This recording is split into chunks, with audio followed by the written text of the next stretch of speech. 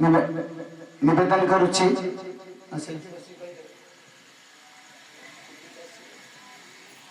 तांको टिके धरी करी ऊपर बसाई दियो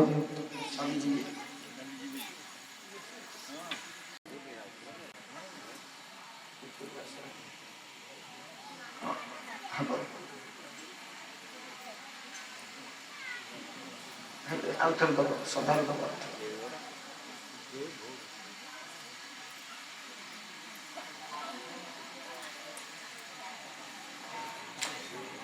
तारीख अपराह्न 5टार से मो सहित 1.5 घंटा कथा आश्रम विषय कहले ए वर्ष भले करवा हसिली बोली गुरुजी घर नहीं लोक बसवा जगह नहीं ना तू श्रावणी पर पड़ा घर करू मुठू सहयोग आसी पठेबी कंप्लीट करवा वर्ष भले करवा दैव जग को सका प्राण छाड़ी जाइए मत गोटे गभीर आघात लगिला कहली कौन पाई गुरुजी एडे बड़ कथा मत कहीदे गले ए वर्ष सार भलरे करवा प्रभु को प्रार्थना कली प्रभु को प्रार्थना कली कहले परम प्रभु गुरु वाक्य केमिति कौन करी से थिले मु हेंटी दे थांती कथा को टाली दे पारि थांती से जहा है समस्त सहयोग सद्भावना रे आज हेछि से पूज्य गुरुवरंकर स्मृतिचारण रे आमे प्रथमे गोटे मिनिट नीरव प्रार्थना करी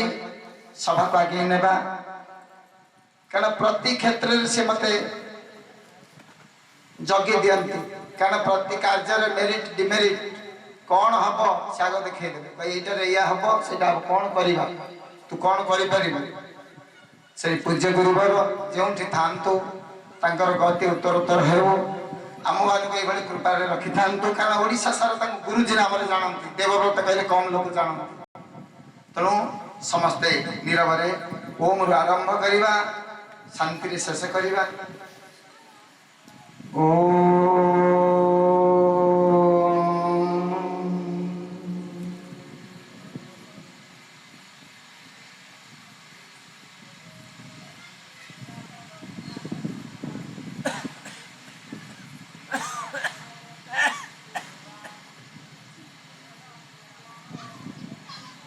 शांति शांति शांति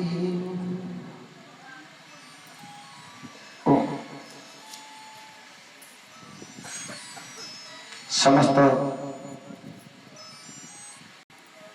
मु सभारे रही नहीं एवं जीवी कारण मोर गुरुजी की मु अनुनय होछि कारण समय को देखी मु संयोजना विरति नही समय को दृष्टि रखी समस्त अंतरे सभा अंत करेंगे मोर गुरुजी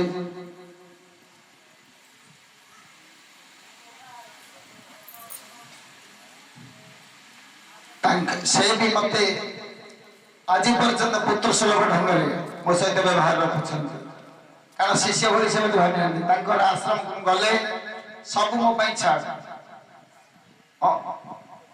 आमर महालय वार्षिक उत्सव 21 कुंडिया यज्ञ करेंगे सी बाहर बोलूँ श्रीकांत अच्छी सब करदे से यज्ञ आचार्य पदे बसुना से आश्रम से मत छाड़ कहली मुझे शिष्य कौन जानी तुम्हें पार घर प्रतिष्ठा है प्रथम वर्ष आचार्य जी ना भूली जाऊँ कृष्णदेव शास्त्री जी आसी काम पसंद है अधार उठे मत आचार्य पदे गुरुजी बस तेणु कौन कहि अनुनय हो सभा जाऊँगी सभा डेरी हो तेणु आज्ञा मान देखी सभा को रखिए मुझे कथा पिंटू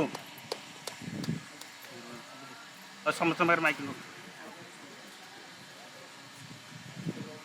ओम शांति शांति शांति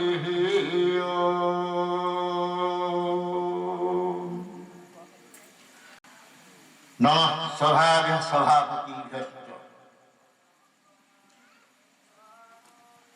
ये जगत है एक सभा ये सभार सभापति होती परम पिता परमात्मा जे कि सर्वव्यापक सर्वांतर्यामी भावग्राही सर्वशक्तिमान तेणु से सभा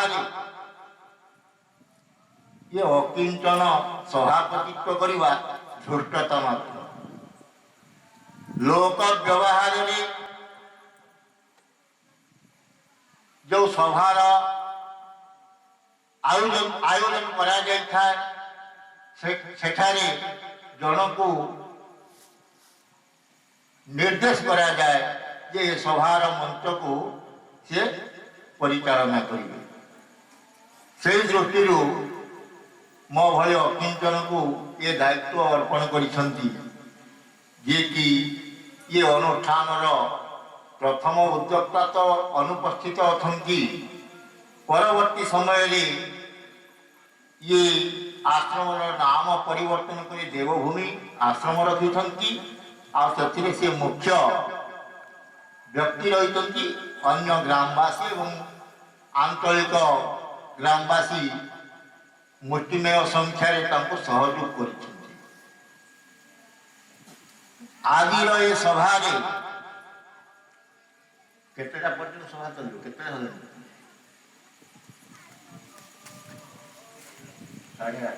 केतला पर्यटन चलो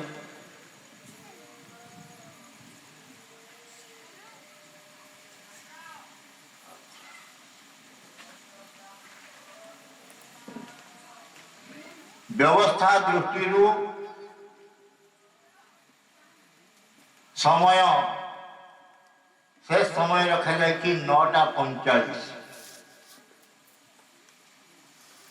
जो माने प्रतिश्रुति देइथिले ए अंचल प्रभाव विस्तार करने से अनुपस्थित रही बाकी जो माने उपस्थित रही आम पाखे 2 जन अच्छा जड़े होती स्वामी स्वतंत्रानंद सरस्वती जी नामटा जो भली स्वतंत्र कार्य मध्य स्वतंत्र से कहते बसीभूत नुहति आ ये बार्धक्य अवस्था दीर्घ समय ये आंठू पकई बसवाटा अनुभवी ही केवल जानिब आने माने किंचित जो अनुभवी थिबे से माने जानिबे तेणु से दृष्टि तांको ही मु प्रथम अनुरोध करुछि देश काल परिस्थिति को लक्ष्य करी से किछि वक्तव्य को उपस्थापन करेंगे स्वामी स्वतंत्रानंद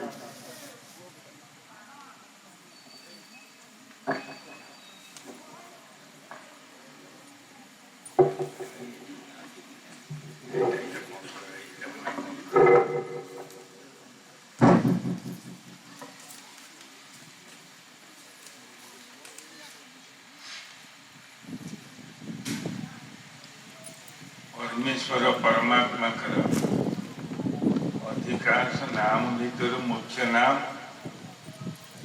ओम ओटे जेकोसी काम करने पूर्व आमे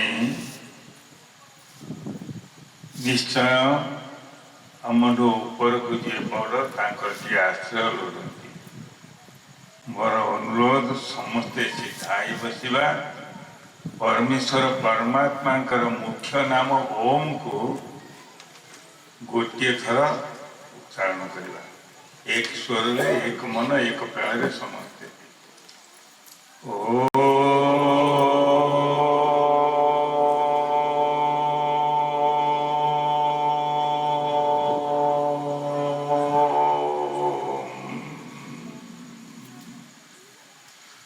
परमात्मने नमः।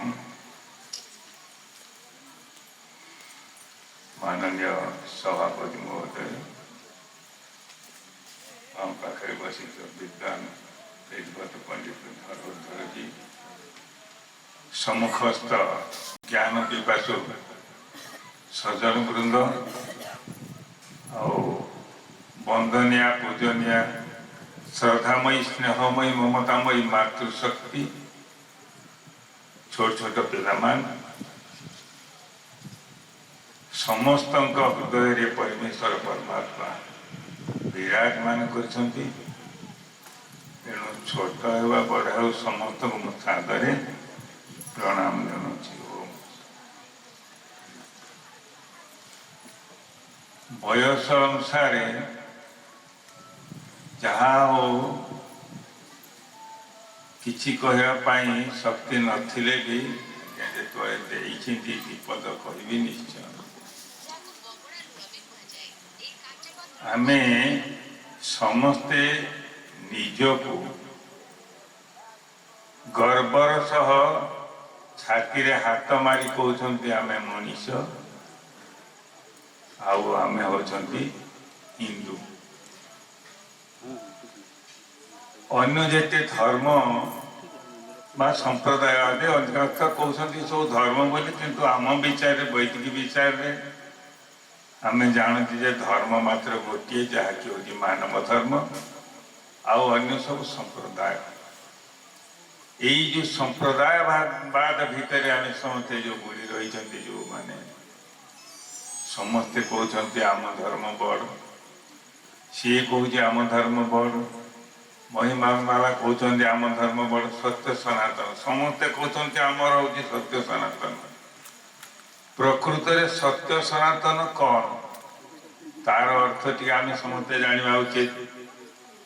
ପ୍ରକୃତ ସତ୍ୟ ସନାତନ ଅତି ସହଜ ଉପାୟରେ ସାଧାରଣ ଭାବରେ ସମସ୍ତେ ବୁଝିଲା ଭଳିଆ କହିବାକୁ ଗଲେ, ଯାହା ପୂର୍ବରୁ ଥିଲା ବର୍ତ୍ତମାନ ଅଛି ଭବିଷ୍ୟତରେ ମଧ୍ୟ ରହିବ, ତାହା ହିଁ ହେଉଛି ସତ୍ୟ ସନାତନ। ଯେଉଁ ବନ୍ଧୁମାନେ ବା ଯେଉଁ ସମ୍ପ୍ରଦାୟବାଦୀ ମାନେ କହୁଛନ୍ତି ଆମ ନା ସତ୍ୟ ସନାତନ ବୋଲି, ସେମାନେ ଟିକିଏ ଚିନ୍ତା କରିବା ଉଚିତ ଯେ ତାଙ୍କ ଯେଉଁ ସମ୍ପ୍ରଦାୟ ବା ସେ ଯାହାକୁ ଧର୍ମ ବୋଲି କହୁଛନ୍ତି ପୂର୍ବକୁ ଥିଲା କି ନାହିଁ, ଆଉ ବର୍ତ୍ତମାନ ତ ଅଛି ନିଶ୍ଚୟ, ଭବିଷ୍ୟତରେ ରହିବ କି ନାହିଁ ତା ଚିନ୍ତା ବି କରା ନଯାଉ, କିନ୍ତୁ ଗୋଟିଏ କଥା ପୂର୍ବରୁ ଥିଲା କି ନାହିଁ। ଯଦି ପୂର୍ବରୁ ନଥିଲା, ତା ପୂର୍ବରୁ ଯିଏ ଥିଲା ସେ ସତ୍ୟ ସନାତନ ହବ ନା ସେ ଯୋଉଦିନ ଆରମ୍ଭ ହେଲା ଯୋଉଦିନ ସେ ସତ୍ୟ ସନାତନ ହବ? ଗୋଟେ ମୁଁ ସାଧାରଣତଃ କୌଣସି ଆକ୍ଷେପ କରିକି କହୁନି, ଗୋଟେ ଉଦାହରଣ ଦେଉଛି। ଧରନ୍ତୁ ବୈଷ୍ଣବ ଧର୍ମ, ବୈଷ୍ଣବ ଧର୍ମ ଚୈତନ୍ୟ ଦେବ ପ୍ରଚାର କରିଥିଲେ। ଚୈତନ୍ୟ ଦେବ ଆମର ଚିର ନମସ୍ୟ। କାହିଁକି? ମାନେ ଚୈତନ୍ୟ ଦେବ ଯେତେବେଳେ ବୈଷ୍ଣବ ଧର୍ମକୁ ପ୍ରଚାର କଲେ, ସେତେବେଳେ ଆମର ହିନ୍ଦୁମାନେ ଭାରତୀୟ ମାନେ ସବୁ ଧର୍ମାନ୍ତର ଇଏରେ ସବୁ ମରି ଯାଉଥିଲେ, ବୁଲି ଯାଇକି ସମସ୍ତେ ଖ୍ରୀଷ୍ଟିଆନ ମୁସଲମାନ ଏମିତି ସବୁ ହେଇଯାଉଥିଲେ।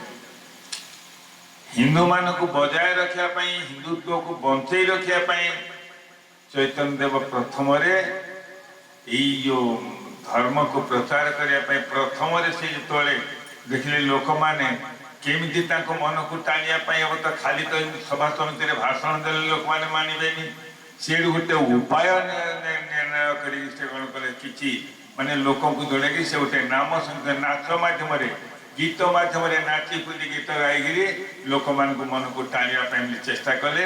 ତାଙ୍କର ପ୍ରଥମ ମନ୍ତ୍ର ହେଇଥିଲା ଯେତେବେଳେ ଲୋକଙ୍କୁ ଗାଁ ଗାଁ ବୁଲିକିରି ବୁଲି ବୁଲି ସେ ନାଚ କରୁଥିଲେ, ସେ କହୁଥିଲେ ମାଗୁର ମାଛ ଝୋଲ ବେଟା ହରିଆ ହରିଆ ବୋଲ, ହରିଆ ହରିଆ ବୋଲ ବେଟା ମାଗୁର ମାଛ ଝୋଲ। ତା ଅର୍ଥ ତୁମେ ମାଛ ମାଂସ ଖାଅ କିନ୍ତୁ ହରିଆ ହରିଆ ହରି ହରି କୁହ, ଆଲ୍ଲାହ ହୋ ଇଏ ଖ୍ରୀଷ୍ଟ ଯୀଶୁ ଖ୍ରୀଷ୍ଟ ଭାଇ ଆକୁ ଅନ୍ୟ ଆଡ଼େ ତୁମେ ଯାଅନି। ଏଇଟା ହେଇଥିଲା ତାଙ୍କର ପ୍ରଥମ ପ୍ରଚାର। ତାପରେ କାଳକ୍ରମେ ସେ ଉତ୍ତରୋତ୍ତର ଉନ୍ନତି ହେଇକି କାଳକ୍ରମେ ହରେ କୃଷ୍ଣ କୃଷ୍ଣ କୃଷ୍ଣ ହରେ ହରେ ସେ ମନ୍ତ୍ର ହେଇଗଲା। এইটা সময় হচ্ছে কেতে 1500 ରୁ 1505 খ্রিস্টাব্দ ভিতরে। আচ্ছা তা পূর্বরু থিলা কি নাই সম্প্রদায় বা ধর্ম থিলা কি নাই? যদি থিলা মানে এটা কিন্তু যে ইয়ে হব যে সত্যতা হব কিন্তু মহামন্ত্র হব তা পূর্বরু তো গোটে মন্ত্র আছে আହୁରି ये 1500 पर यहाँ ता पूर्व तो मंत्र थिला ता पूर्व जोड़ा आगु थिला सेटा महामंत्र हम ना परड़ा हम स्थान आ गोटे धरतु गोटे कथा महिमा बाला कहतु महिमा गोसाई जो दिन महिमा धर्म आरंभ होती आ मुसलमान मानकर ख्रीस्टियान मानकर जेते सब से सब कहते आम सत्य सनातन प्रकृत में सत्य सनातन कि ना यहाँ मनगढ़ा यहाँ आपण मैंने निजे विचार करेंगे मोर कहबार उद्देश्य आम धर्म ना माने विभिन्न वाद विवाद सृष्टि करें संकीर्णता आड़ नीच आड़ को जीवा उचित आम परमेश्वर परमात्मा आदर्श रे अनुप्राणित हुई परमेश्वर परमात्मा आदर्श को तांकर गुणकर्म स्वभाव को आम हृदय मध्य धरे अनुसरण करी से मार्ग पथित हवा से मार्ग आम लोक मान कौन करवा अनुपात कर परमेश्वर परमात्मा जोड़ा नीतिवाणी मुख निश्चित वाणी से वाणी को आम लोक मान आगे प्रसार प्रचार करवा सेटा हूँ आमर धर्म जदि से आम कर आम कर्तव्य ठीक कले भी कर भागवत आज्ञा आपण मैंने समस्ते शुणुते भागवत पढ़ी समस्त घरे भागवत निश्चय थी आग घर प्रति गाँव में भागवत टुंगी घर घर मानक प्रत्येक घरे भागवत किसी ना गोटे अध्याय न पढ़े राति बेला को मान अन्नप्राशन मान भोजन हुए ना कालक्रमे से दूरे जाइगा अच्छी से भगवान को जना किंतु से भागवत परिष्कार लिखा है कि जे प्रकृत में आम समस्त मनीष हिसाब से कौन करवा उचित दिने कौन है निमिराजा राज दरबार को नवऋषि जाकर प्रवेश कले नवमुनि प्रवेश कले नवमुनि की निमिराजा उपयुक्त सत्कार कले सत्कार करके आसन में बसाइले से पचारे कहले मुनिगण मोर ते संदेह रोज गोटे कथा ठीक आपण मैंने सी समाधान कर दिंतु ऋषिगण कहले प्रभु ऋषि आज कहले कौन कहते आप कौन सी रोज संदेह ना दुर्बोध्य ईश्वर माया मूढ़ के मत जाने से माया निस्तार निमंते उपाय थे कह मत जो निमिराजा पचारे तो ईश्वर माया तो बोधगम्य नुहे बुझीपार ना साधारणतः पंडित लोक मैंने शिक्षित लोक मैंने ज्ञानी लोक मैंने जानी पार ना अंत पाऊना मूर्ख लोक मैंने केमती चलिए मूर्ख लोक केमती उद्धार पाइबे से प्रभु कहले राजा उत्तम गुरु आश्रय करी गुरु वचन सिर धरी अर्थ जे प्रकृत उत्तम गुरु तार आश्रय ने गुरु ही जिन आम समस्त गुरुजी आमर ओडिशा बाहर देवव्रत जी कहले कहीं बुझे किंतु गुरुजी कहले समस्ते बुझे प्रतिदिन जो गुरुजी थे मोर रोते आश्रम 7टारू 8टा श्रीकांत बाबू जानते 7टारू 8टा पर्यंत घंटे काल सबुदिन निश्चय मो गुरुजी सागर प्रत्येक दिन गोटे मुहूर्त भी घंटे भी अध घंटे भी कम ना प्रतिदिन निश्चय दुख सुख जहाँ जो विषय आम आलोचना करूँ आ गोटे जगार सबुदिन गुरुजी पाखे बसी बसी भी गुरुजी कहे ये आड़ छाड़े स्वामीजी ये बस ये प्रकार था सेमती से जो एपरिका उत्तम गुरु से कौन कही ना राजा ऋषि कहले प्रभु ऋषि उत्तम गुरु आश्रय करी निमि राजा मन में सन्देह है कौन उत्तम गुरु क्या कहती से पचारे आज्ञा उत्तम गुरु क्या कहती कि आम चिन्ह तो जापर से प्रबुद्ध ऋषि कहले कौन ना जे गुरु जाने वेद तत्व देखु प्रकृत में गुरु क्या मानती आम जे गुरु जाने वेद तत्व निर्गुण आत्मज्ञान रत समदर से निष्ठापर तप कषण 100 दूर निरते थाई परहिते ईश्वर माया जानते एमत गुरु पाद बजे हिंसा कपट दूर आम जहाँ गुरु कर जो संप्रदायवाद हो जी हो ना कहीं जहाँ को आम गुरु कर आम से गुरु पाखे यही दिग ज्ञान अच्छी तो से वेद तत्व जानी तो और से भागवत गोटे जगह लिखा है कि वेद विहित जेते कर्म संसारे बोलाई धर्म ताबिनु अन्य कर्म जेते अधर्म बोलते संग इटा भागवत लिखा है आम तो वेद पढ़ानी वेद जानी वेद रे कौन वर्णना कराई आम केंद्र जाना धर्म कहले आम कौन माड़ पिट होते आम गोटे धर्म कहले आमर प्रकृत परम कर्तव्य ही धर्म परम कर्तव्य करवा सत कर्म करवा हूँ आमर धर्म यहीटा वर्णना है कोड़े ना वेद आम वेद कहले कौन गोटे विभिन्न लोक विभिन्न प्रकार भावुंट किंतु वेदटा प्रकृत वेद कौन वेदर अर्थ हूँ ज्ञान और मुख्यतः परमेश्वर परमात्मा जिते मानवर सृष्टि कले आम मनीषर प्रथम सृष्टि समय मनीष जन्म मरवा पर्यंत केमिति चलिबो कौन करबा उचित कौन करबा अनुचित यही विषयटा को लिपिबद्ध कराई वेदरे अर्थात वेदटा हूँ आमर मानव जातिर संविधान जदि आम संविधान को छाड़देले संविधान को जदि आम भूलीगले आमर समाज केमिति चलिबो हेडा विचार आम मानकर समस्तकर आपण मानकर समस्तकर जदि बिना संविधान जदि समाजटा आम शृंखला चल पारिबा कि पारिबा किंतु आमर से भूल रही आज्ञा आम वेदरू दूरे जबार गोटे मुख्य कारण है से भागवत गोटे बाणी लिखाई जे वेदु होइला नाना गति ता तत्व कहीं न जानती यहीटा को लेखिक जो मूर्ख पंडित माने मूर्ख पंडित कहले आपण माने तो समस्ते जानते आग माने केते सब गुरुवाद ऊपर बसते खाली टीए जदि दीपद कही आम भाया पेंडाल उपर बसले दी चार पद भाषण देदेले मन को लोक पाइल आज्ञा भल पाई आगे किए गुरु करवा आम भी चाहूँ मो कथा मु कहूनी लोक भी चाहूँ माने जदि धर तुम राउतपड़ा आसिकी राउतपड़ा जदि 10-15 जन जदि मुझे शिष्य करदे पारि बंची था पर्यंत केवे आसले मोर असुविधा रहे खाइबा पीवा रहीबार केवे असुविधा हेनी एणुक गुरुवाद गुरु मैंने बाटे पड़े गले शिष्य मैंने भी सहयोग कले जे से बुझेदेले कौन लोक मानू ना वेदु है नाना गति तत्व तो कहीं न जानती तत्व तो कहीं जानी ना पढ़ा कौन दरकार आमर आज्ञा छोट बुद्धि आम सरल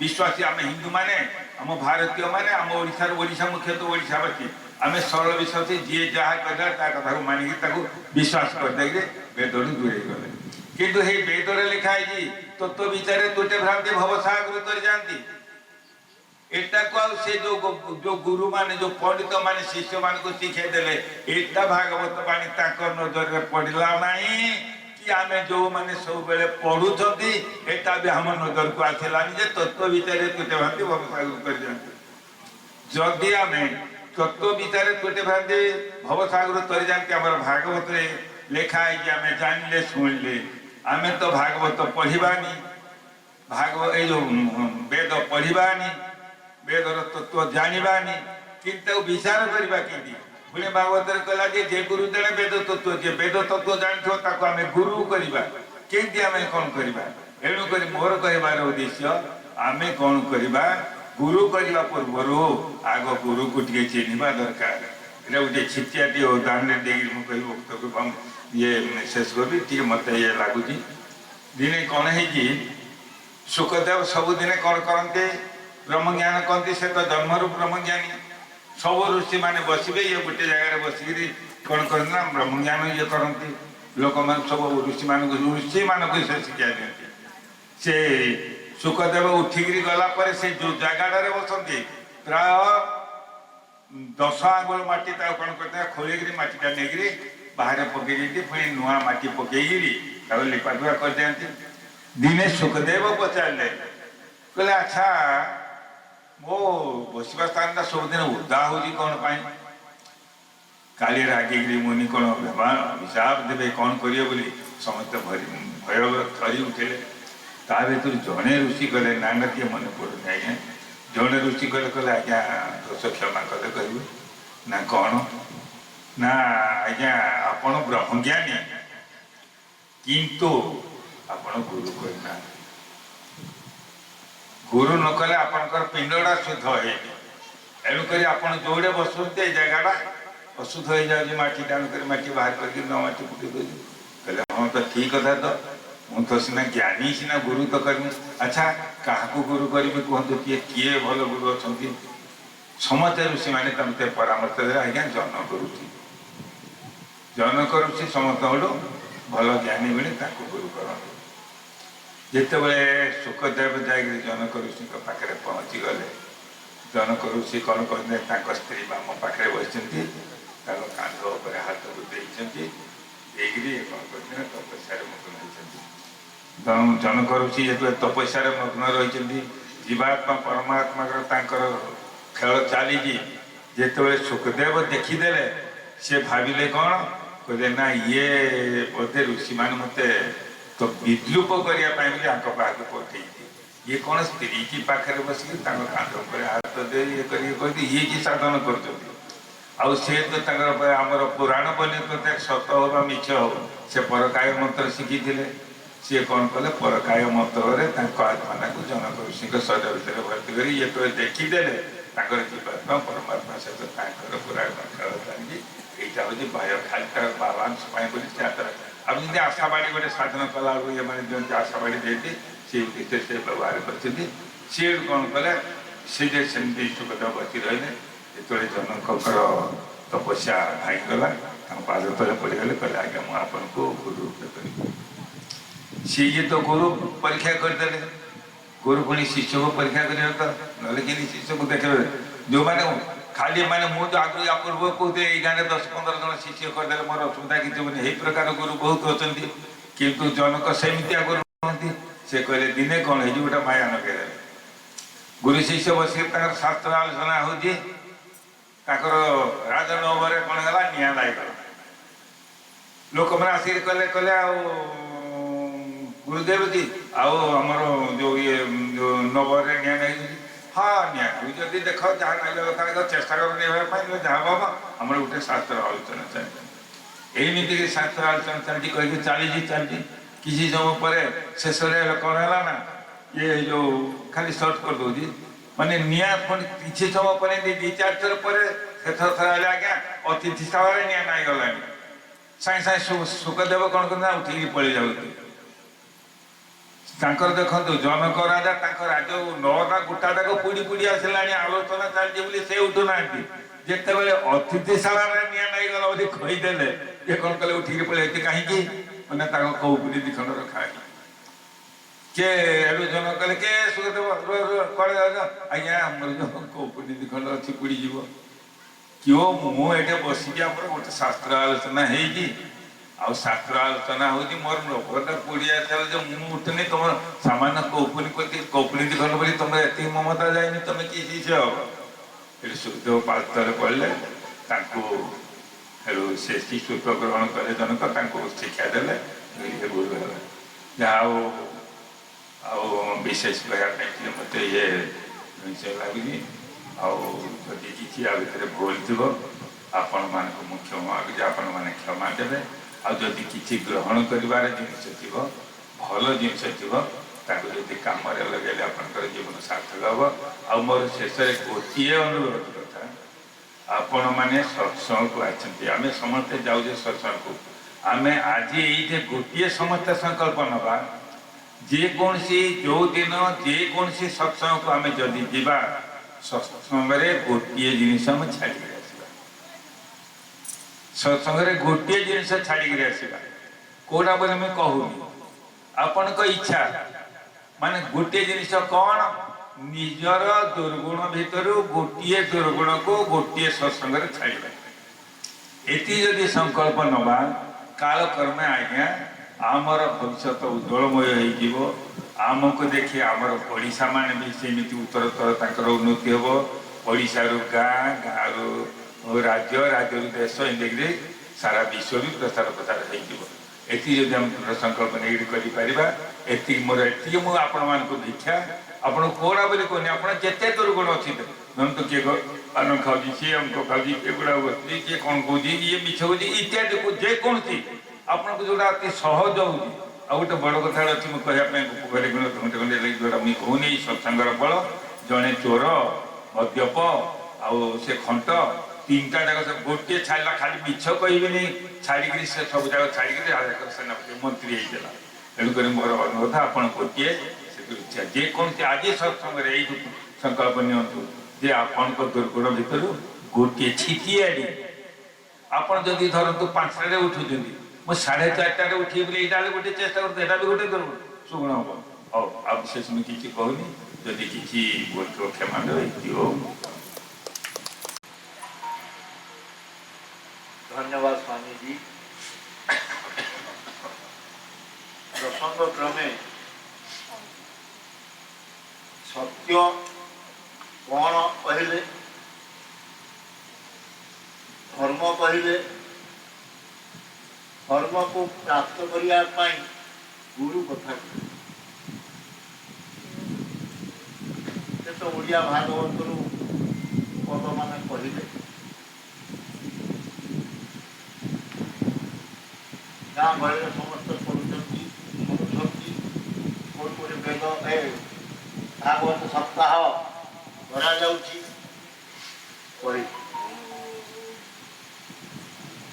शास्त्र दृष्टि टीके आलोचना करवा प्रथम सत पद कहगला सत्य सनातन सनातन शब्दर अर्थ होची सदा भव सनातन सदातन दीटा व्याकरण दृष्टि सबु बेले जहा विद्यमान ताही होची सनातन शब्द मध्य से भली अर्थ दार्शनिक भाषा त्रिकालाबाध्यत्व सत्व जहाँ तीन काल बाधा प्राप्त हुए नहीं ताही होची सत अतीत थिला वर्तमान अच्छी भविष्य रही जो तत्व से तत्व हूँ से परम पिता परमात्मा लक्षण कला बेले कहुए सत चित आनंद अतीत थिले वर्तमान अच्छी भविष्य रही तेणु सी सत सतर भाव हूँ सत्य जमी मनुष्यर भाव मनुष्यत्व पशुर भाव पशुत्व सेमती सतर भाव हूँ सत्य ये हूँ सत्य सनातन शब्दर शास्त्रीय अर्थ तापर से कहले धर्म धर्मर संज्ञा अनेक प्रकार रही संक्षेप कहले जहाँ निजक खराब लगुच अन्य प्रयोग करेंगे जड़े मत गाई खराब लगुच तेणु मुझे गाई देवी यही जो कर्म करने द्वारा मत खराब लगुच से प्रकार कर्म अन्य प्रति परिवार नहीं ये हूँ संक्षेप धर्म तात्पर्य शास्त्रीय दृष्टि यदि कहवा मनुस्मृति तथा योग दर्शन अनुसार यम एवं नियम ये पांचटा यम पांचटा नियम को यदि आचरण में आणुंट ताहले ताही होती धर्म से पांचटा यम गण पांचटा नियम गण योग दर्शनकार कहले अहिंसा सत्यास्तेय ब्रह्मचर्या परिग्रह जमा अहिंसा सत्य अस्तेय ब्रह्मचर्य अपरिग्रह ये पांचटा होती यम पांचटा नियम से अच्छी शौच संतोष तप स्वाध्यायेश्वर प्रणिधानानि नियमा बोले शौच शौच बोले पवित्रता संतोष मते जहाँ प्राप्त होती संतुष्ट रही ओडिशा और ऐश्वर्य को देखिक मु देश भाव पोषण करी नहीं तार किसी क्षति चिंता करी नहीं यही प्रकार जो जहाँ मत उपलब्ध है संतुष्ट रही संतोष बहुत संतोष तप तपर ଯୋଗଦର୍ଶନ ଭାଷ୍ୟକାର ବ୍ୟାସମୁନି ଲେଖିଛନ୍ତି ଦ୍ୱନ୍ଦ୍ୱ ସହନଂ ତପ, ଦ୍ୱନ୍ଦ୍ୱକୁ ସହିବା ହଉଛି ତପସ୍ୟା। ଦ୍ୱନ୍ଦ୍ୱ କହିଲେ କ'ଣ? ଯେଭଳି ସୁଖ ଦୁଃଖ, ଧର୍ମ ଅଧର୍ମ ଯେମିତି ଦ୍ୱନ୍ଦ୍ୱ, ଯାହା ମତେ ମିଳିଛି ତାକୁ ସୁଖ ମନେ କରିବା, ସୁଖରେ ଯେଉଁ ପ୍ରକାର ଅବସ୍ଥା, ଦୁଃଖ ଆସିଲେ ମଧ୍ୟ ସେହି ପ୍ରକାର ଅବସ୍ଥା ସମାନ ଅବସ୍ଥା ଅନୁଭବ କରିବା ହଉଛି ଦ୍ୱନ୍ଦ୍ୱକୁ ସହିବା। ତାହେଲେ ସେଇଟା ହଉଛି ତପସ୍ୟା।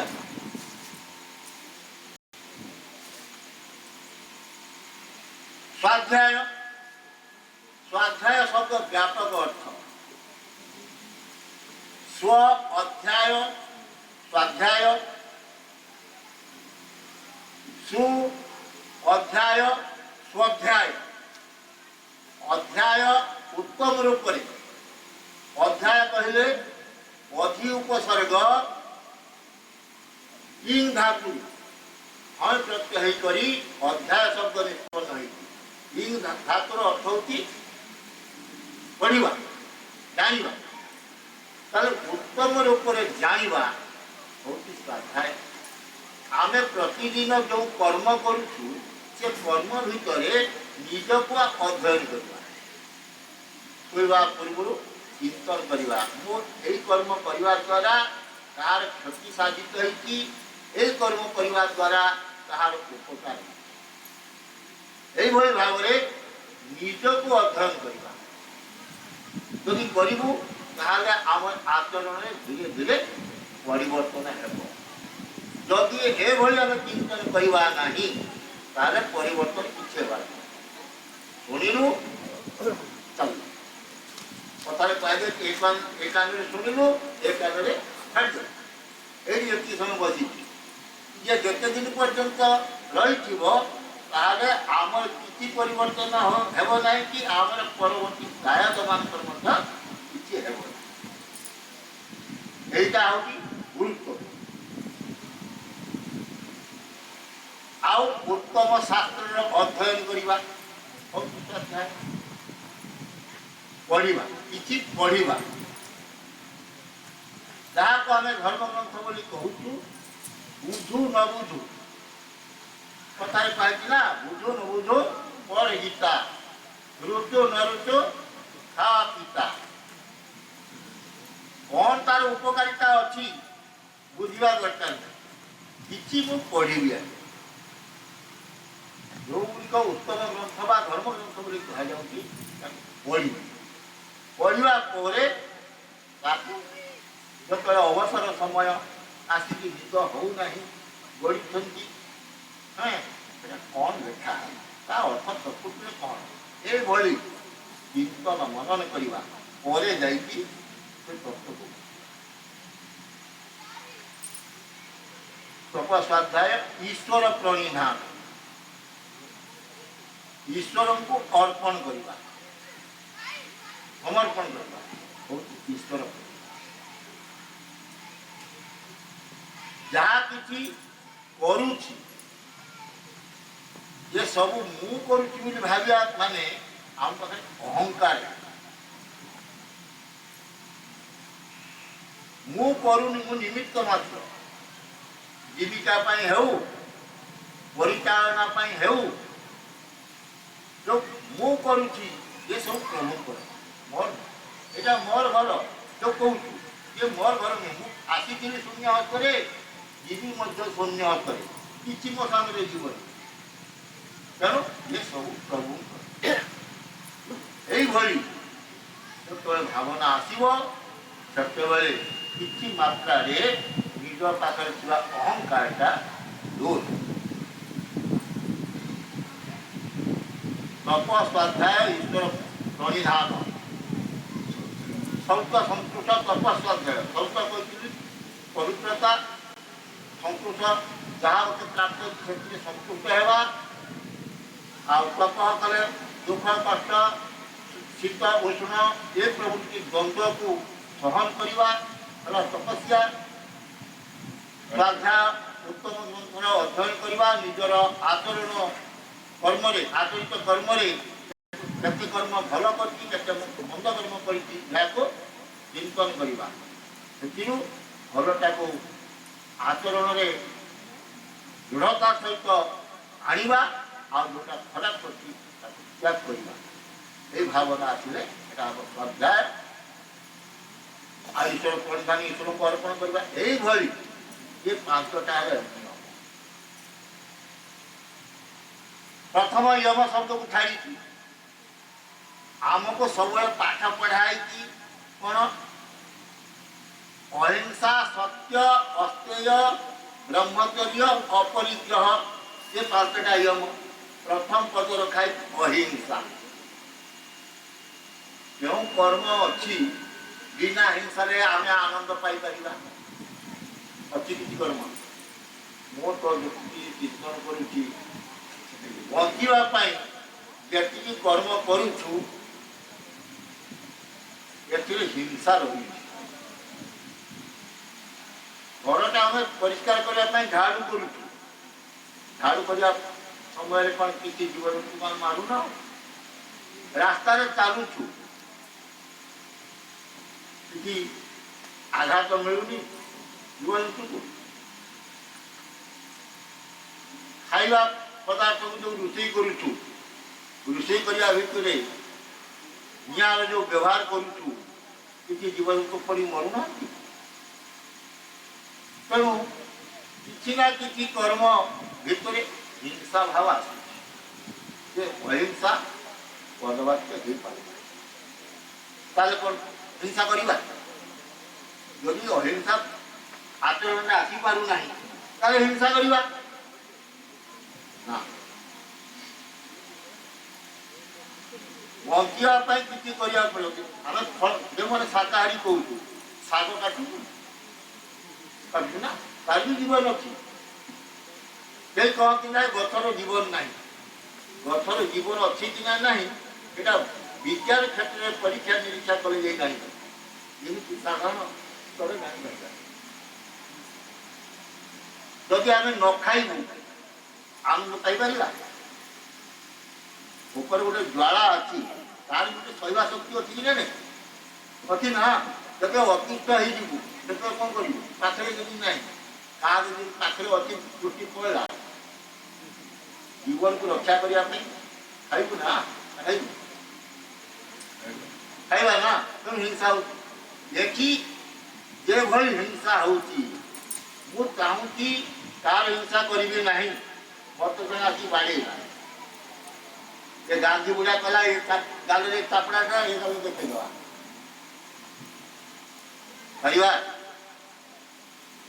ସେ ଆମକୁ ଦୁର୍ବଳ ଭାବିକି ଆଘାତ ଦେବାରେ ସେ ସିଦ୍ଧସ୍ଥ ହେଇଯିବ, ଯାହା ବର୍ତ୍ତମାନ ପରିଣତି ହେଇଛି।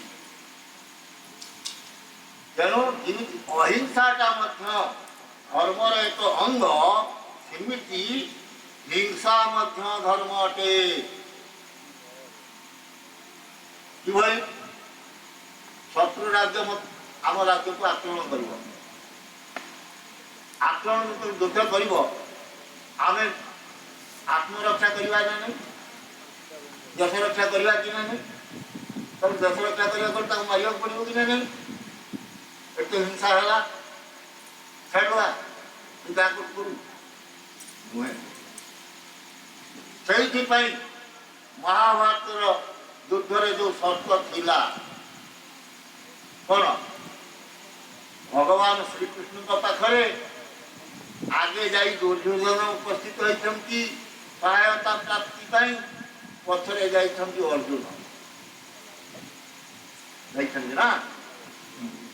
ଯେ ପ୍ରଥମେ ଅର୍ଜୁନକୁ ଦେଖିଛନ୍ତି, ଯଦିଓ ମୁଣ୍ଡ ପାଖରେ ଦୁର୍ଯ୍ୟୋଧନ ବସିଥିଲା, ଦେଖିଛନ୍ତି କାହାକୁ? ଅର୍ଜୁନକୁ ଦେଖିଛନ୍ତି। କାହିଁକିନା ଜଣେ ଶୋଇଥିବ, ଉଠିବ ଯେତେବେଳେ ମୁଣ୍ଡ ସେ ବସିକି ମୁଣ୍ଡ ଦୃଷ୍ଟି ଯିବ କି? ଯିବ ନାହିଁ। ଦୃଷ୍ଟିଟା କୋଉଠି ଯିବ? ଆଗେ ଦର୍ଶନ କରିବ ନା ଅର୍ଜୁନକୁ। ତାପରେ ତାକୁ ଯେତେବେଳେ ସହାୟତା ଗୋଟେ ହାତ ବଢ଼ଉଛନ୍ତି ଯେତେବେଳେ ଦୌଡ଼ୁଛନ୍ତି ମୁଁ ଆଗ ଆସିବି। ତେଣୁ ସେଇ ଦୃଷ୍ଟିରୁ ସେ କହିଲେ କ'ଣ ଯେ ମୁଁ ନିରସ୍ତ୍ର ରହିବି, ଅର୍ଥାତ୍ ଯୁଦ୍ଧରେ ସହାୟତା କରିବି, ଅସ୍ତ୍ର ଧରିବି ନାହିଁ। ଆଉ 10,000 ନାରାୟଣୀ ସେନା କିଏ କେଉଁଟା ନେବ? ଯେ ଭଳିଆ ଖାଦ୍ୟ ଖାଇଥିବୁ ସେଭଳିଆ ବୁଦ୍ଧି ହବ ନା। ଯେ ରାଜକୀୟ ଅନ୍ନ ଖାଉଥିଲା, ରାଜକୀୟ ଅନ୍ନ ହଉଛି କ'ଣ ନିଜସ୍ୱ କି? ନିଜ କଷ୍ଟ ଉପାର୍ଜିତ ସାମଗ୍ରୀ କି ନୁହଁ ନା, ସେଟା ହେଲା ରାଜସିକ ଖାଦ୍ୟ, ସାତ୍ବିକ ଖାଦ୍ୟ ନୁହଁ। ତେଣୁ ରାଜସିକ ଭାବନା ହେଲା ଯେ ନିରସ୍ତ୍ର ଜଣେ ରହିବ, ଆଉ କ'ଣ ସେ ମୋତେ ସହାୟତା କରିବ? 10,000 ସୈନ୍ୟ ଇଏ ହେଲେ ମୋତେ ସହାୟତା କରିବ, କେମିତି କହିଲା 10,000 ସୈନ୍ୟ। ଇଏ କିନ୍ତୁ ଆଗ ଅର୍ଜୁନକୁ ଦେଖିଥିଲି, ତେଣୁ ଅର୍ଜୁନ କହିଲେ କ'ଣ ମୁଁ ଆପଣଙ୍କ ନିରସ୍ତ୍ର ଆପଣଙ୍କୁ ହିଁ ଚାହେଁ। ସେ ଇଏ ନେଇନେଲେ ବାକି ତ ଜିନିଷ ରହିଛି ତାଙ୍କର। ସିଏ ଭାବିଲା ମୁଁ ବୁଦ୍ଧିମାନ, ଚାଲିଗଲି।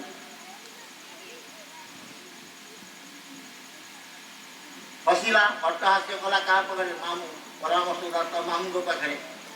ସେ ସେଇଠୁ କ'ଣ କହିଲେ? କହିଲେ ଭୁଲ କଲ, ମାୟାବୀ ହେଉଛନ୍ତି ଶ୍ରୀକୃଷ୍ଣ। ପରିସ୍ଥିତି କୋଉ ପରିସ୍ଥିତିରେ କି ପ୍ରକାର ଆଚରଣ କରିବାକୁ ପଡ଼ିବ ସିଏ ନିରସ୍ତ୍ର ହେଲେ ମଧ୍ୟ ସିଏ ବ୍ୟବସ୍ଥା କରିପାରିବେ। ତେଣୁ ତୁମେ ମାରିବା ଭୁଲ କଲ। ଯାହା ହଉ, ମହାଭାରତ ଯୁଦ୍ଧରେ ପ୍ରଥମ ସେନାପତି କିଏ ଥିଲେ? ପିତାମହ ଭୀଷ୍ମ ଥିଲେ। ବର୍ଣ୍ଣନ ଅଛି ଇଚ୍ଛା ମୃତ୍ୟୁ। ଇଚ୍ଛା ମୃତ୍ୟୁ ଥିବା କାରଣରୁ ତାଙ୍କୁ କେହି ମାରିପାରିବେ କି ନା ନାହିଁ? ଯେତେବେଳେ ଦୁର୍ଯ୍ୟୋଧନ ତାଙ୍କୁ ଅଟ୍ଟହାସ୍ୟ କଲା ଯେ ଯଦ୍ୟପି ଆମର ସେନାପତି, କିନ୍ତୁ ତୁମର ପ୍ରବୃତ୍ତି ହେଲା ପଞ୍ଚ ପାଣ୍ଡବକୁ ସାହାଯ୍ୟ କରିବା, ତେଣୁ ତୁମେ ସେନାପତିତ୍ୱରୁ ବିରାମ ନିଅ। ଏଇଟା ତାଙ୍କର କହିବାର ଉଦ୍ଦେଶ୍ୟ ଥିଲା। ଅଟ୍ଟହାସ୍ୟ କରିଥିବା କାରଣରୁ ସେ ପ୍ରତିଜ୍ଞା କଲେ କ'ଣ?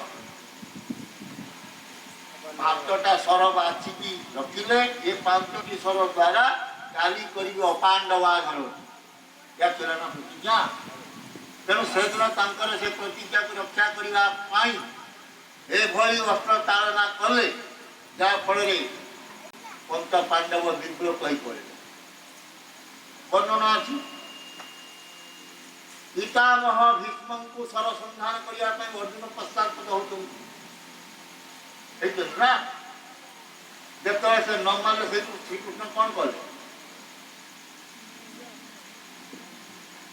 ସୁଦର୍ଶନ ଚକ୍ର ନେଇ ଯୁଦ୍ଧ କରିବା ପାଇଁ, ବଧ କରିବା ପାଇଁ ଆଗେଇଥିଲେ କି ନା ନାହିଁ? ପ୍ରତିଜ୍ଞା କରିଥିଲେ ନିରସ୍ତ୍ର। ଏବେ ପ୍ରତିଜ୍ଞା ତାଙ୍କର ରହିଲା ନାହିଁ। କିନ୍ତୁ ଭୀଷ୍ମଙ୍କର ପ୍ରତିଜ୍ଞା କ'ଣ ଥିଲା? ଯଦି ଶ୍ରୀକୃଷ୍ଣ କୌଣସି ଛଳନା ନ କରନ୍ତି ତାହେଲେ କାଲି କରିବି ଅପାଣ୍ଡବାଘର। ଥିଲା କି ନାହିଁ? ଶ୍ରୀକୃଷ୍ଣ ଯେହେତୁ ଛଳନା କଲେ, ଅସ୍ତ୍ର ଧାରଣ କଲେ, କାହିଁକି ଅସ୍ତ୍ର ଧାରଣ କଲେ? ଦେଖିଲେ ଯେ ୟାକୁ ଯଦି ବଧ କରାଯାଉ ନାହିଁ, ୟାଙ୍କର ମୃତ୍ୟୁ ହେଉନାହିଁ, ତାହେଲେ ଧର୍ମର ସ୍ଥାପନା ହେଇପାରୁନାହିଁ। ଲକ୍ଷ୍ୟ ହେଲା ଧର୍ମର ସ୍ଥାପନା କରିବା। ତେଣୁ ଧର୍ମର ସ୍ଥାପନା କରିବା ପାଇଁ ହିଂସାଟା ଧର୍ମ ହେଲା। ଅହିଂସା ସେଠି ହେଇନି। ରାମଚନ୍ଦ୍ର ମଧ୍ୟ ହିଂସା କରିଛନ୍ତି କି ନାହିଁ? କ'ଣ ପାଇଁ କରିଛନ୍ତି? ସ୍ତ୍ରୀ ଧର୍ମକୁ ରକ୍ଷା କରିବା ପାଇଁ ରାବଣକୁ ବଧ କରିବାକୁ ଦେଇଛନ୍ତି। ହିଂସା କଲେ କି ନାହିଁ? এইଭଳି ଯେଉଁ ବିଷୟବସ୍ତୁ ରହିଛି, ତେଣୁ ସେଇଥିପାଇଁ କୁହାଯାଇଛି ଯେ ଧର୍ମସ୍ଥ ତତ୍ତ୍ୱ ନିହିତ ଗୁହାୟା। ଧର୍ମ ତତ୍ତ୍ୱ ଗୁହାଟା ଗୁମ୍ଫା ଭିତରେ ରହିଛି। ଗହନା କର୍ମଣ ଗତି, କର୍ମର ଗତି ହେଉଛି ଅତ୍ୟନ୍ତ ଗହନ। ତେଣୁ ଆମକୁ ଆମର କର୍ତ୍ତବ୍ୟ କର୍ମ କରିବାର ଅଧିକାର ଅଛି, ଫଳ ଉପରେ ଅଧିକାର ନାହିଁ। ସେଥିପାଇଁ ଗୀତାରେ କହିଲା କର୍ମଣ୍ୟେବାଧିକାରସ୍ତେ ମା ଫଳେଷୁ କଦାଚନ। କର୍ମ କରିବୁ, କର୍ତ୍ତବ୍ୟ କର୍ମ କରିବୁ, ଫଳରେ ଆମର ଅଧିକାର ନାହିଁ। ତେଣୁ ନିଷ୍କାମ ଭାବରେ ଯଦି କର୍ମ କରିଛନ୍ତି ସମୟ ଲାଗିବ ସତ, କିନ୍ତୁ ସେଥିରେ ତାର ଉଦ୍ଦେଶ୍ୟ ବା ଲକ୍ଷ୍ୟ ପ୍ରାପ୍ତି ହେବ, ସେଥିରେ ମାତ୍ର ସନ୍ଦେହ ନାହିଁ। ଏଇଭଳି ବିଷୟବସ୍ତୁକୁ ସେ ସ୍ୱାମୀଜୀ ମହାରାଜ ସଂକ୍ଷେପରେ ବର୍ଣ୍ଣନା କରି କହିଛନ୍ତି। ସମୟ ତ ଆମ ପାଖରେ ସ୍ୱଳ୍ପ, ଆଉ ମୁଁ ମଧ୍ୟ ବକ୍ତା ନୁହଁ। ତାଙ୍କର ଏ ଉଦ୍ଦେଶ୍ୟକୁ କିଛି କହିବା ପାଇଁ ଏତିକି କହିଲି। କ'ଣ କହିଲି ମୁଁ ବି ଜାଣିନି, ଯାହା ଆସିଲା କହିଦେଲି। ତେଣୁ ମୁଁ ଜଣେ କ'ଣ ବାବଦୂକ ଖାଲି ଗୁଡ଼ାଏ କହୁଛି। ଛାଡ଼ନ୍ତୁ ସେ କଥା। ଇଏ ହେଲା ତାଙ୍କର କହିବାର ଉଦ୍ଦେଶ୍ୟ ଯେ ଯେ ପର୍ଯ୍ୟନ୍ତ ନିଜ ଆଚରଣକୁ ଶୁଦ୍ଧ କରୁନାହାନ୍ତି, ନିଜର ଦୁର୍ଗୁଣକୁ ପରୀକ୍ଷା କରୁନାହାନ୍ତି, ସେ ପର୍ଯ୍ୟନ୍ତ କେବଳ ଜୟ ଘୋଷ ବା ଉଚ୍ଚାରଣରେ କିଛି ଲାଭ ନାହିଁ। ଏଇଟା ହେଲା ତାଙ୍କର କହିବାର ତାତ୍ପର୍ଯ୍ୟ। ସେଥିରେ କହିଲେ ଗୋଟିଏ ଜିନିଷକୁ ଛାଡ଼ିବା ପାଇଁ ପ୍ରତିଜ୍ଞା। ଧନ୍ୟବାଦ ସ୍ୱାମୀଜୀ। ଆପଣ ପରିବ୍ରାଜକ ହେତୁ ବିଭିନ୍ନ ଅଞ୍ଚଳକୁ ଗତି କରିବା ହେଉଛି ସନ୍ନ୍ୟାସ ଧର୍ମର କର୍ତ୍ତବ୍ୟ। ତେଣୁ ଆପଣ ଏହାକୁ ବଜାୟ ରଖିବେ ବୋଲି ମୋର ଆଶା ଏବଂ ପ୍ରଭୁ ପରମ ପିତା ପରମାତ୍ମାଙ୍କୁ ପ୍ରାର୍ଥନା କରୁଛି। ତାଙ୍କୁ ସେଇଭଳି ଶକ୍ତି ସାମର୍ଥ୍ୟ ଦିଅନ୍ତୁ, ଯାହାଦ୍ୱାରା ସେ ବିଭିନ୍ନ ସ୍ଥାନକୁ ଯାଇପାରିବେ। ବକ୍ତା ରୂପରେ ଆସିଛନ୍ତି କାହିଁ ସୁଦୂର ପଶ୍ଚିମାଞ୍ଚଳ ବରଗଡ଼ ଜିଲ୍ଲା। କେବଳ ବ୍ରହ୍ମଚାରୀ ଶ୍ରୀକାନ୍ତଙ୍କର ଅନୁରୋଧ କ୍ରମେ କଷ୍ଟ ସହିକରି ଏହି ବୟସରେ ଏ ସ୍ଥାନରେ ଉପସ୍ଥିତ ହୋଇଛନ୍ତି। ଆଉ ସେ ତାଙ୍କର କିଛି ବକ୍ତବ୍ୟକୁ ସମୟ ଅନୁସାରେ ଉପସ୍ଥାପନ କରିବା ପାଇଁ ଅନୁରୋଧ କରୁଛି। ସେ ବକ୍ତାଙ୍କର ନାମଟା ଆଗରୁ ଘୋଷଣା କରିଛନ୍ତି ଶ୍ରୀକାନ୍ତ ବ୍ରହ୍ମଚାରୀଜୀ। ତାଙ୍କର ନାମ ହେଉଛି ଧନୁର୍ଧର ମହାପାତ୍ର। ଖାଲି ପାତ୍ର ନୁହନ୍ତି, ମହାପାତ୍ର। ଏବଂ ଅସ୍ତ୍ର ଧନୁ ଟିକିଏ ଧାରଣ କରିଛନ୍ତି। କଥା ନ ମାନିଲେ ଧନୁର୍ଧରର କାର୍ଯ୍ୟ ସେ କରିବେ। କେମିତି କରିବେ? ଏଠି ଯଦି ସେ ଧନୁର୍ଧର କାର୍ଯ୍ୟକୁ ସଫଳତା ପାଇଁ କରିବେ, ତାହେଲେ ମାଡ଼ ଖାଇକି ଯିବାକୁ। କାରଣ ଆପଣଙ୍କ ସଂଖ୍ୟା ବେଶୀ ଅଛି, ସେ ଏକା ଆସିଛନ୍ତି। ତେଣୁ ଦେଶ କାଳ ପରିସ୍ଥିତିକୁ ଲକ୍ଷ୍ୟ କରି ସମୟ ଅନୁସାରେ ତାଙ୍କର ବକ୍ତବ୍ୟକୁ ଉପସ୍ଥାପନ କରିବେ ଶ୍ରୀମାନ ଧନୁର୍ଧର ମହାପାତ୍ର।